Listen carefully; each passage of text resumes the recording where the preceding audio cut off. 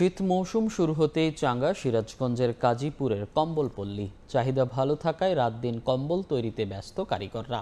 দেশের বিভিন্ন স্থান থেকে পাইকার আসছেন পণ্য কিনতে। কম্বল শিল্পের প্রসারে সহায়তার আশ্বাস দিয়েছে উপজেলা প্রশাসন। রিকু কুড্ডুর রিপোর্ট, ছবি তুলেছেন অমৃত সেন। উত্তরাঞ্চলে শীত বাড়ার সঙ্গে সঙ্গে কর্মব্যস্ত হয়ে উঠেছে সিরাজগঞ্জের কাজীপুরের কম্বল পল্লী। প্রতিটি কারখানায় তৈরি হচ্ছে বাহারি রকমের কম্বল। চাহিদা বাড়ায় দম ফেলার ফুসরত নেই কারিগরদের।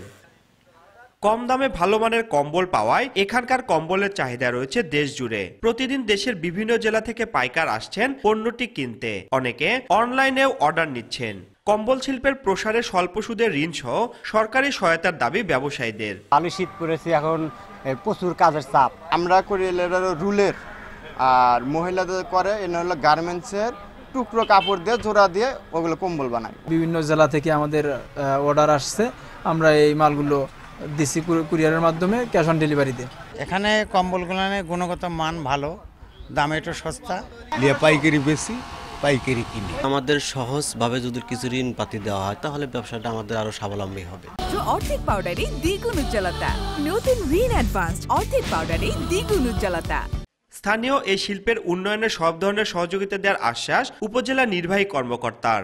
আমাদের যুব উন্নয়ন অধিদপ্তর থেকে এখানে এই গ্রামে প্রায় 30 জন মহিলাকে প্রশিক্ষণ দেওয়া হয়েছে, সেলাই মেশিন দেওয়া হয়েছে উপজেলা পরিষদ থেকে। এছাড়াও পল্লী সঞ্চয় ব্যাংক এবং যুব মন্ত্রণালয় থেকে যে ঋণগুলো আসে সেগুলো দেওয়ার ব্যবস্থা আমরা এখানে করেছি। প্রায় 2 যুগ আগে গড়ে ওঠা কাজীপুরের কম্বল তৈরির কারখানা বর্তমানে ছড়িয়ে পড়েছে প্রায় 20টি গ্রামে। প্রতিদিন প্রায় অর্ধ কোটি টাকার কম্বল বিক্রি হয় বলে জানান ব্যবসায়ীরা। রিঙ্কু কুন্ডু, সময় সংবাদ, সিরাজগঞ্জ।